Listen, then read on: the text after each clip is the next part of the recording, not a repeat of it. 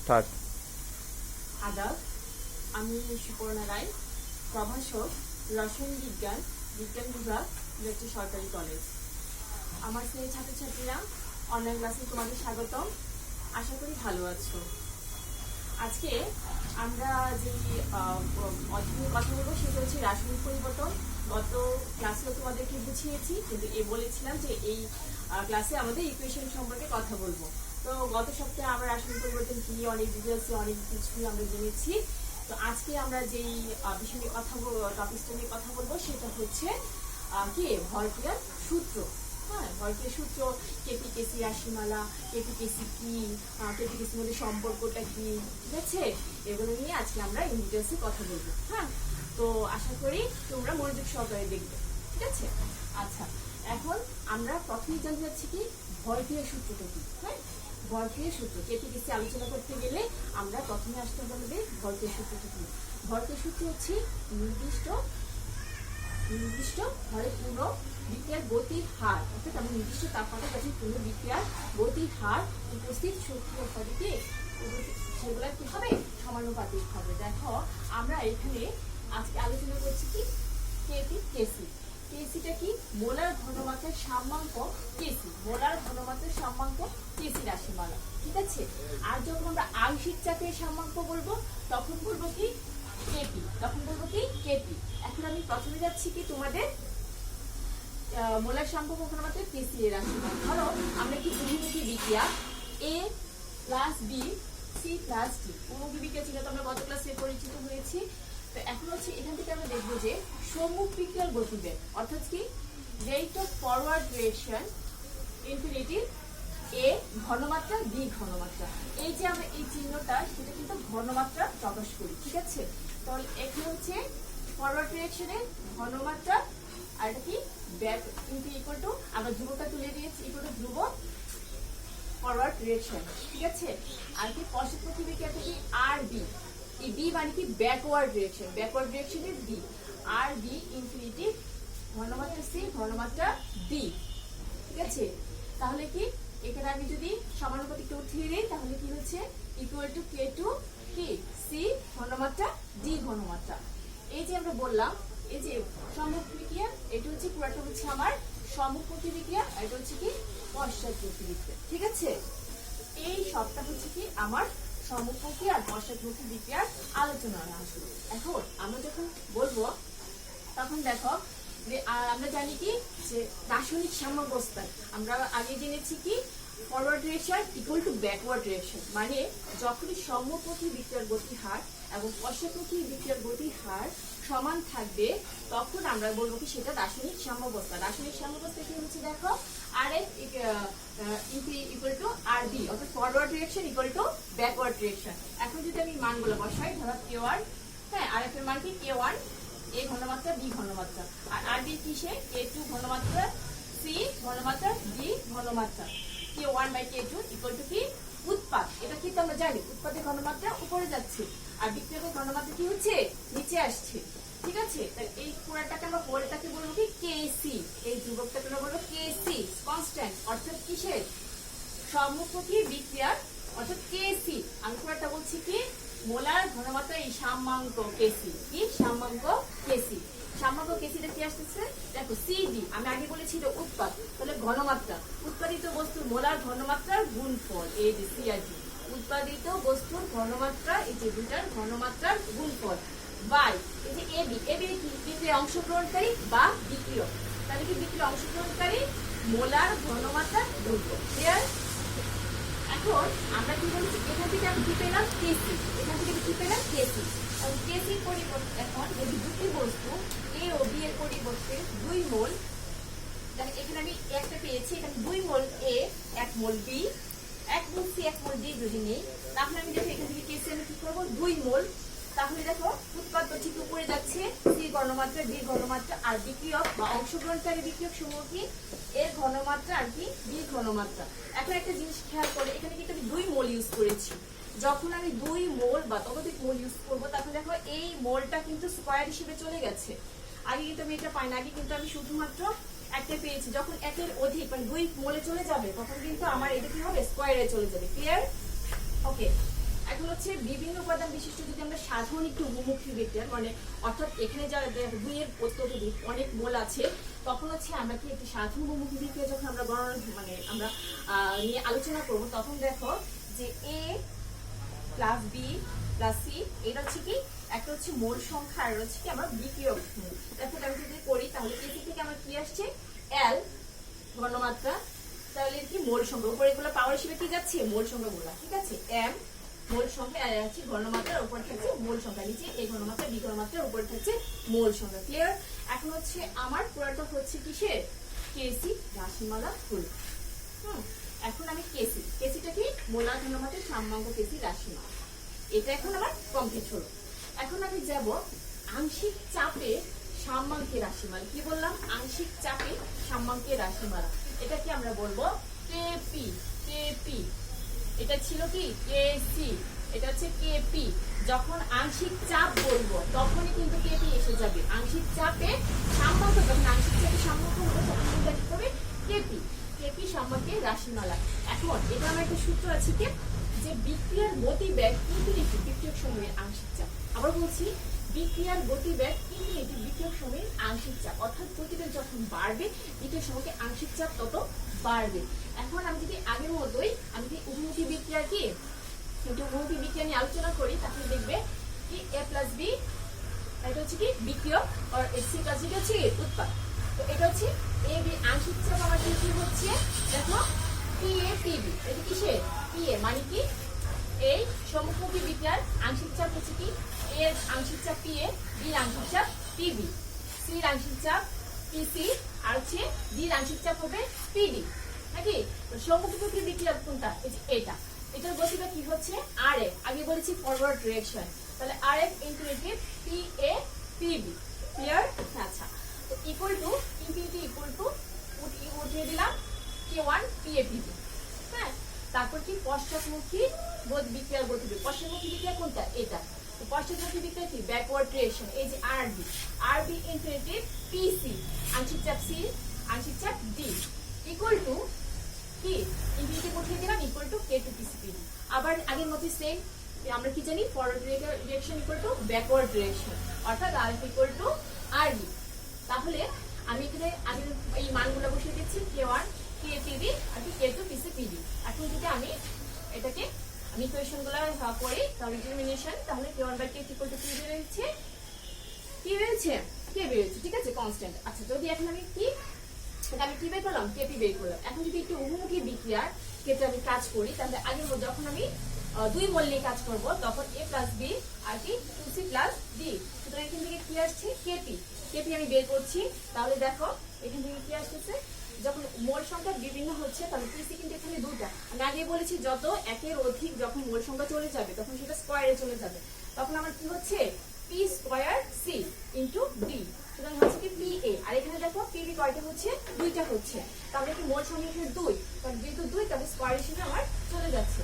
এখন আমি যদি কি সাধারণ বহুমুখী বিক্রিয়ার ক্ষেত্রে আমি এটা খেয়াল করি, তাহলে দেখো এ প্লাস বিবি প্লাস সিসি, এই যে আগেরটার মতোই এগুলো হচ্ছে মোল সংখ্যা একটা, একটা হচ্ছে বিক্রিয়ক সংখ্যা, আর এটা হচ্ছে উৎপাদে আগের মতোই বহুমুখী বিক্রিয়া। এখন এখান থেকে আমি কি করছি? কেপি বের করছি। কেপি মানে কি আংশিক চাপে রাসায়নিক সাম্যাঙ্ক, আংশিক চাপে সাম্যাঙ্কের রাশিমালা। তাহলে কি হচ্ছে এখানে আমার আংশিক চাপ পি আসতেছে নাকি, আর এটা হচ্ছে যে বিক্রিয়া বহুতা সহ বলছে উপরে হচ্ছে মোল সংখ্যা। ক্লিয়ার? এখন তাহলে আমি এখান থেকে কি পেলাম? ভরক্রিয়া সূত্র জানলাম। ভরক্রিয়া সূত্র থেকে মোলার ঘনমাত্রার সাম্যাঙ্ক কেসি এর রাশিমালা জানলাম। তারপরে কি আংশিক চাপে সাম্যাঙ্কের রাশিমালা জানলাম, কেপি জানলাম। এখন আমি এই দুইটা আমরা বুঝলাম, ঠিক আছে। তাহলে এখান থেকে আমি খেয়াল রাখতে হবে, এখন আমি বলেছি কি এই দুইটা যখন কমপ্লিট করব তখন কেপি আর কেসির মধ্যে সম্পর্ক স্থাপন করব, কেপি এবং কেসির মধ্যে সম্পর্ক স্থাপন করব। এখন তাহলে আমার এই দুটি ইকুয়েশন কিন্তু মনে রাখতে হবে। কি কেসি থেকে আমরা কি পেয়েছি? এই যে কেসি থেকে আমরা কি পেয়েছি?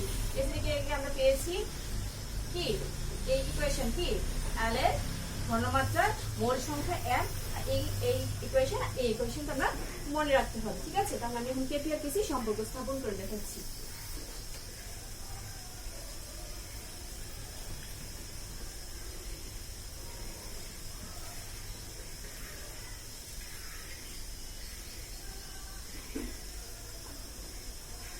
ঠিক আছে?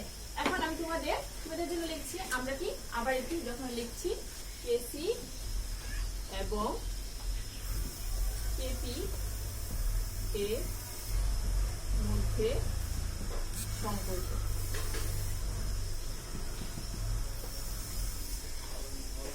কেসি এবং কেপির মধ্যে সম্পর্ক, ঠিক আছে?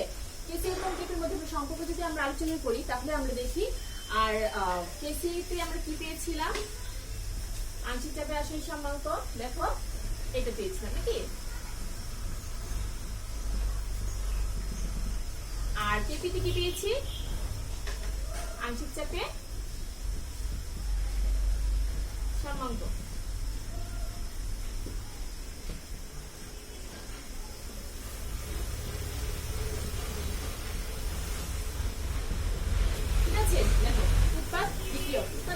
ঠিক আছে?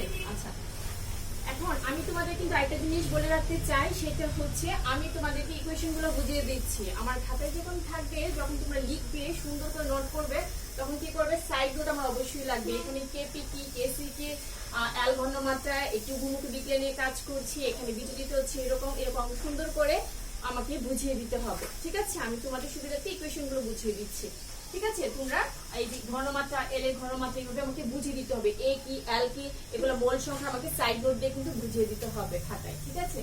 আচ্ছা, এখন যদি আমরা কি বললাম, কেপি এবং কেসির মধ্যে সম্পর্ক স্থাপন করছি। এখন দেখো, আমরা কিন্তু কি করতেছি, আমরা জানি কি আদর্শ গ্যাসের অবস্থার সমীকরণ কি, আদর্শ আমরা সবাই জানি নাকি, আদর্শ গ্যাসের অবস্থার সমীকরণ। আদর্শ গ্যাসের অবস্থার সমীকরণ কি, পিবি ইকুয়াল টু এনআরটি, আমরা সবাই জানি।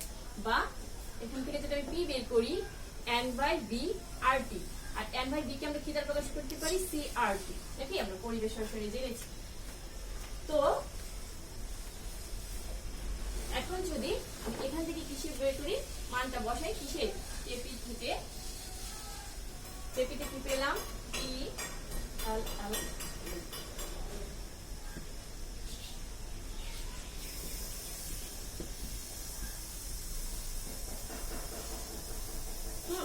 এখানে আমি কিসের মান বসাবো, দেখো এই পি এর জায়গায় কি বসাচ্ছি, সিআরটি, কি বসাচ্ছি, সিআরটি, এল এল সিআরটি এম, হ্যাঁ মোল সংখ্যা সেম এরকমই এখানেও করছি, জাস্ট মানটা বসাচ্ছি আর কিছুই না। হ্যাঁ দেখো ক্লিয়ার?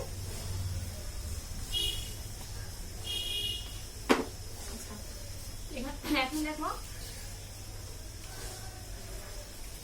কি করছি, মানটা বসাচ্ছি, হ্যাঁ। আর এখানে আমার কি হচ্ছে, আরটি পাওয়ার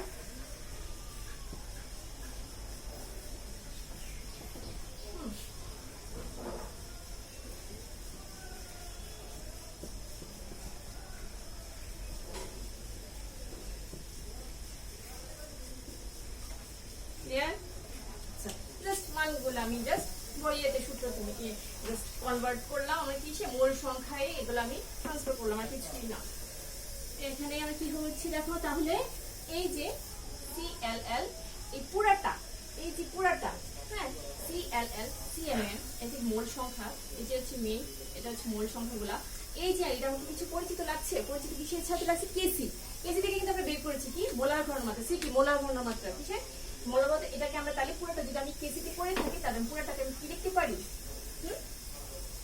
কি লিখতে পারি, কেসি, মানে হচ্ছে কেসি। আমরা কিন্তু একটু আগে ডিটারমিন করেছি কেসিতে, নাকি? যদি করে থাকি, আর এটাতে দেখো আরটি পাওয়ার, আরটি পাওয়ার কি, এল পাওয়ার পরে যোগ হয়, এল প্লাস এম মাইনাস এটা কি, এ প্লাস বি প্লাস সি। তার মানে দেখো এই যে এটা কেসি থাকবে, আর আরটি পাওয়ারটা কি হচ্ছে, এটা কি হচ্ছে n2, n2 মানে কি উৎপাদ, উৎপাদ l প্লাস m, এটা কি উৎপাদ, উৎপাদের মোল সংখ্যা মাইনাস এ, এটা কি বিক্রিয়ক, তাহলে বিক্রিয়কের মোল সংখ্যা। তাহলে আমি কি লিখতে পারি, কেসি আরটি পাওয়ার ডেল n, এই ডেল n মানে কি উৎপাদ সময়ের মোল সংখ্যা মাইনাস বিক্রিয়ক সময়ের মোল সংখ্যা। তাহলে দেখো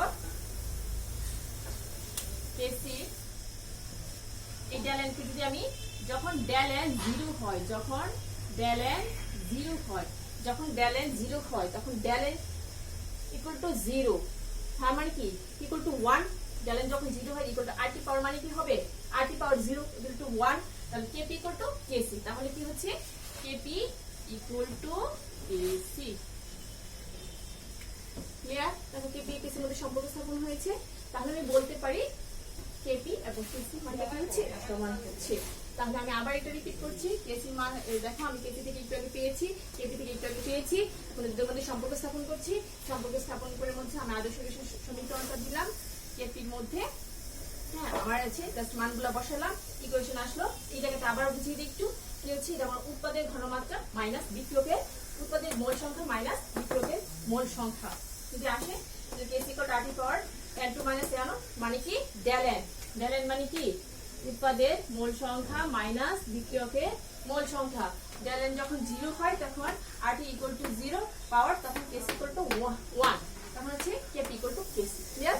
ওকে, এখন এটা যদি আমি বুঝে থাকি তাহলে আমি এখন একটা জিনিস খেয়াল করছি যে আর একটা জিনিস তোমাদের আরেকটা বিষয় হচ্ছে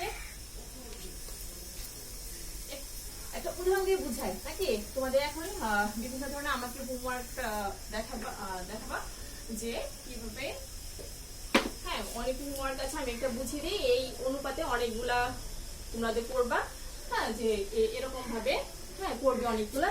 দেখো যদি বলে যে হাইড্রোজেন আয়োডাইড সংশ্লেষণ করো এবং এখান থেকে কেসি বের করো, বই অনেকগুলো পাবে, আমি একটু বুঝে দিলে তোমরা সবগুলো নিজেরা করতে পারবে, ঠিক আছে? এখানে কি কেসি বের করতে বলা হয়েছে, কিসের থেকে হাইড্রোজেন আয়োডাইড সংশ্লেষণ, হাইড্রোজেন আয়োডাইডের সংশ্লেষণ, হাইড্রোজেন আয়োডাইডের সংশ্লেষণ। এখান থেকে আমি যদি কেসি বের করছি, কেসি বের করতে আবার বলা হয়, তাহলে দেখো আমি কি করব হাইড্রোজেন আয়োডাইড নাকি হাইড্রোজেন কিভাবে হয় আমরা সবাই জানি, রিঅ্যাকশনটা এভাবে হাইড্রোজেন। এখানে আমার যদি মোল সংখ্যা আমাকে কমপ্লিট করে দিই না হাইড্রোজেন দিয়ে নো আয়োডিন, তাহলে আমার কি আসছে 2 মোল, তাহলে কি আসছে এদিকে, ঠিক আছে? বিক্রিয়া সমতা আমার মেনটেন করলাম, বিক্রিয়া সমতা মেনটেন করলাম। এখন আমি কেসি কিভাবে বের করব, এখানে আমি বের করতে হলে আমার দুটো জিনিস মাথায় রাখতে হবে, সেটা হচ্ছে কি প্রারম্ভিক অবস্থায়, হ্যাঁ প্রারম্ভিক অবস্থায়, আর একটা হচ্ছে কি সাম্যাবস্থায়, প্রারম্ভিক অবস্থায়, এটা হচ্ছে সাম্যাবস্থায়। এখন প্রারম্ভিক অবস্থায় যদি আমি কাজ করি তাহলে আমি কি করব, দেখো ফার্স্টে আমি ধরি কি আলফা মোল বিচলিত হচ্ছে, যে আলফা মোল যদি দুটোর মধ্যে বিচলিত হয়ে থাকে তাহলে দেখো আলফা মোল, ঠিক আছে? আর এখানে বিক্রিয়ক সমূহ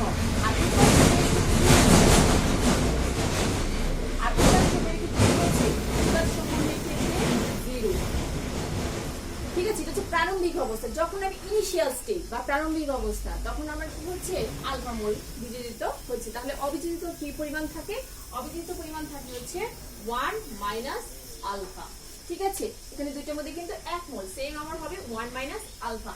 এখানে আমার কি হচ্ছে 2 মোল, 2 মোলের ক্ষেত্রে কি হচ্ছে 2 আলফা, কি হচ্ছে 2 আলফা। ক্লিয়ার? ওকে, এখন আমি এখান থেকে আমার কি বের করতে হবে, কেসি বের করতে হবে, ঠিক আছে? কেসি হলো কি আমরা শিখেছি উৎপাদের ঘনমাত্রা বাই বিক্রিয়কের ঘনমাত্রা।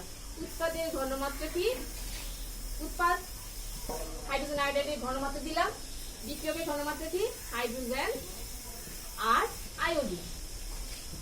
একটা জিনিস আবার তোমাদের রিপিট করাচ্ছি যে দেখো মোল সংখ্যা যখন আসবে একের অধিক তখন কি সেটা মোল সংখ্যাটা পাওয়ার হিসেবে চলে যাবে, এই যে 2 মোল সেটা কি আবার পাওয়ার হিসেবে চলে যাচ্ছে স্কয়ার, ঠিক আছে? তো বিন্দুটা কি পাওয়ার হিসেবে যাচ্ছে,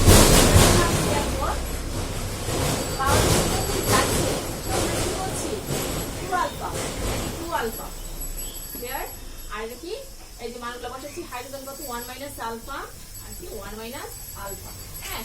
আর যদি বলে যে ভি আয়তন দিলে কি করবে, জাস্ট এখানে অবলিক ভি দিয়ে দিবে, কিছুই না, ঠিক আছে?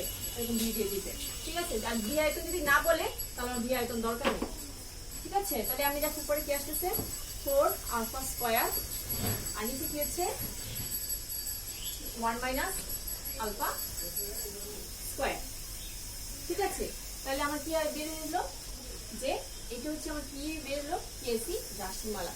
একটা জিনিস আবার বলে রাখছি তোমাদেরকে, আবার স্মরণ করিয়ে দিচ্ছি যে আমি তোমাদের ইকুয়েশন বুঝেছি, আমার খাতায় কিন্তু কিভাবে লিখতে চাই অবশ্যই লিখতে হবে যে আলফা কি একটা অবিযোজিত অবস্থা থাকে আলফা মোল, তারপর বিযোজিত হয়েছে 1 মাইনাস আলফা মোল, তারপর হাইড্রোজেন আয়োডাইডের ঘনমাত্রা কি কিভাবে হলো, আমি একটা বহুমুখী বিক্রিয়া হাইড্রোজেন আয়োডাইড নিয়ে কাজ করছি, এতে আলফা মোল অবিযোজিত অবস্থা থাকে, তারপর বিযোজিত হচ্ছে 1 মাইনাস আলফা, এভাবে সুন্দর করে কিন্তু আমাকে লিখতে হবে।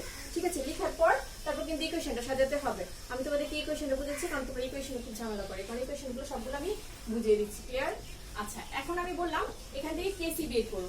ঠিক আছে, এখন এখান থেকে যদি তোমার এটা আমি করছি হাইড্রোজেন আয়োডাইডের সংশ্লেষণ। হ্যাঁ, যদি বলা হয় হাইড্রোজেন আয়োডাইডের বিযোজন, তাহলে কিন্তু জাস্ট বিক্রিয়াটা কি হয়ে যাচ্ছে, উল্টা হয়ে যাচ্ছে।